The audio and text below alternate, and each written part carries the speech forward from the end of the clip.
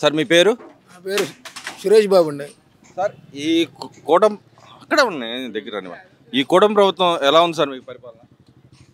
అంత ముందు మీద పోల్చుకుంటే అన్ని పనులు అవుతున్నాయండి, శుభ్రంగా అన్నీ నడుస్తున్నాయి. మరి ఈ కూటమి ప్రభుత్వం వచ్చిన తర్వాత అప్పుల పాలు రాష్ట్రం అంతా అప్పుల పాలు అవుతుందంట, నిజమేనా? అదేదో అంకిల్ గ్యారెంటీలా చూపిస్తున్నారు కానీ అప్పుల పాలు అనేది ఏం అర్థం కావట్లేదు మాకు. అంటే నిజంగానే ఆయన కూడా అంటున్నాడు, అంకిల్ గారెడ్డి చెప్తే జీఎస్టీలో అప్పుల పాలు గత ప్రభుత్వం అప్పుల పాలు చేసి పోయిందని చంద్రబాబు నాయుడు గారు చెప్పారు. కానీ వీళ్ళు ఏమైనా ఈ గవర్నమెంటే చేస్తామని చెప్పి వాళ్ళు వైసీపీ నాయకులు మాట్లాడారు. దాని మీద ఏం చెబుతారు? అది మనకి అభివృద్ధి కనబడుతుందిగా. మరి అప్పులు తెచ్చి జలసాలకి ఈటికే చేస్తున్నారు తప్పితే డెవలప్మెంట్ ఏం చేయట్లేదని పేరు నేను అంటున్నాడు కదా.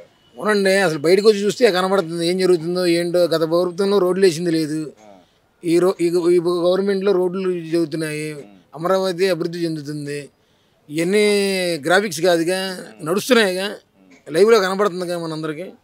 ఇప్పుడు ప్రత్యేకంగా దీని గురించి మనం ఈ గ్యారెంటీ చేయాల్సిన అవసరం లేదుగా, పబ్లిక్ చూస్తుందిగా. అంటే గత ప్రభుత్వం నిజంగా అప్పులు చేసినా చేయలేదంటారు? చేశారు అంటే చేసి ఉండొచ్చు, కాబట్టి ఈ అంకిల్ గ్యారెంటీ అని చెప్తున్నారు ఇప్పుడు. అంటే మనం చూసుకుంటే గతంలో చంద్రబాబు నాయుడు గారు కానీ టీడీపీ పార్టీ కానీ కూటమి ప్రభుత్వం కూటమి నాయకులు చెప్తా వచ్చారు, దాదాపు 14 లక్షల కోట్లు అప్పు చేశారని చెప్తా ఉన్నారు. అయితే 3 లక్షల కోట్లకి అప్పు చేసిందని చెప్పి అసెంబ్లీ సాక్షిగా ఇచ్చారు కదా, మా మీద బురద వెళ్తున్నారు, వీళ్ళు కూడా 2.5 లక్షల కోట్లు తెచ్చారు ఈ 18 నెలల కాలం అని చెప్పి అన్నారు. నిజం ఎంత అంటారు దాంట్లో? ఏదైనా మనం ముందు అభివృద్ధి జరుగుతుందో లేదా చూసుకోవాలండి. అంత ముందుకి ఇప్పటికి పోల్చుకోవాలి. అంత ముందుగానే ఒక రోడ్డు వేసింది కానీ, ఒక డ్రైనేజీ పని చేసింది కానీ ఏది కనబడలా. ఈ గవర్నమెంట్లు అన్నీ కనబడుతున్నాయిగా. ఈ టెండర్లు కూడా ఈ బలివారి వీధి కానీ, బోరింగ్ రోడ్డు కానీ ఈ టెండర్లు పిలుస్తున్నారు. ఇప్పుడు సనత్నార్ ఉంది, ఆ రోడ్లన్నీ కానూరు మొత్తం డ్రైనేజీ వ్యవస్థ బాగుపడుతుంది, రోడ్లన్నీ వేస్తున్నారు.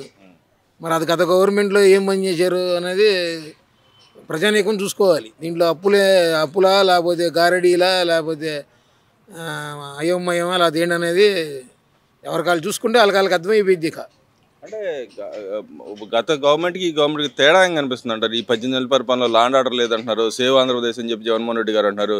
నిజంగానే ఆంధ్రప్రదేశ్ సేవ్ చేయాల్సిన పరిస్థితిలో ఉందంటారా? సేవ్ చేయాల్సి వస్తే గవర్నమెంట్ మారాల్సిన పరిస్థితి ఎందుకు వచ్చిందండి? ఇప్పుడు లాండ్ ఆర్డర్ అన్నీ ఉండబట్టేగా అందరూ ఇదిగా ఉంటున్నారు. దాన్ని మళ్ళీ ఇది చేయాల్సిన పని ఏముంది? వేరే అంటారా? ఏ పనులు జరుగుతున్నాయి అనేది చూసుకుంటున్నాం. మరి ఈ గవర్నమెంట్ వచ్చిన తర్వాత మీకు అభివృద్ధిలో ప్లస్ ఇండస్ట్రీల పరంగా ఏం డెవలప్మెంట్ కనిపించింది అంటారు? ఇండస్ట్రీస్ తెస్తున్నారు తేవట్లేదు ఈ గవర్నమెంట్? ఉద్యోగ అవకాశాలు కానీ యువతకు కానీ ఏమైనా కల్పిస్తుంది ఉపాధి? వైజాగ్ ఐటీ హబ్ స్టార్ట్ అవుతుంది అంటున్నారు కదండి, అది ఒకటి అవుతుంది. మన అమరావతిలో కూడా మన ఐటీలు కొన్ని స్టార్ట్ అయినాయి, అంతకుముందు ఆగిపోయినాయి, ఇప్పుడు స్టార్ట్ అయినాయి. మరి అవన్నీ నేనే తెచ్చాను జగన్మోహన్ రెడ్డి గారు చెప్పుకుంటున్నారు, దాని మీద ఏం చెబుతారు?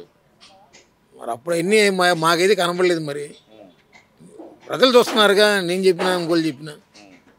సార్ అదేవిధంగా మా గవర్నమెంట్లో ఉన్న మెడికల్ కాలేజ్ 17 మెడికల్ కాలేజ్ తెచ్చాం, ఈ డెవలప్ చేయట్లేదు. ఈ గవర్నమెంట్ వచ్చిన తర్వాత ప్రైవేట్ పరం చేస్తున్నారు, పేదల విద్యార్థుల యొక్క భవిష్యత్తుని తాకట్టు పెడుతున్నారని చెప్పి అంటున్నారు.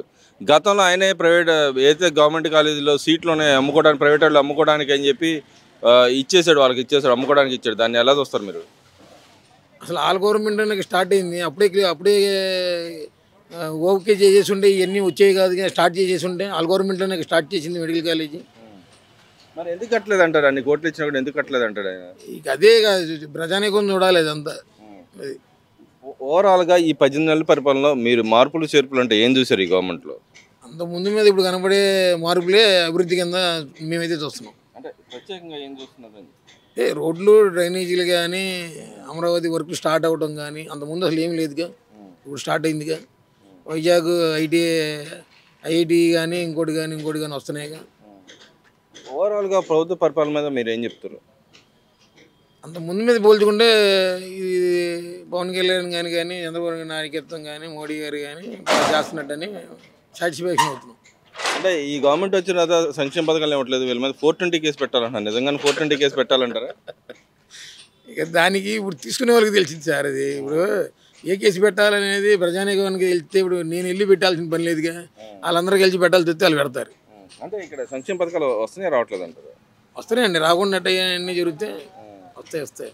మరి వాళ్ళు ఎందుకని అలా మాట్లాడుతున్నారంటారు? అది వాళ్ళ విజ్ఞతకి వదిలేదు సార్ మనం ఇవన్నీ.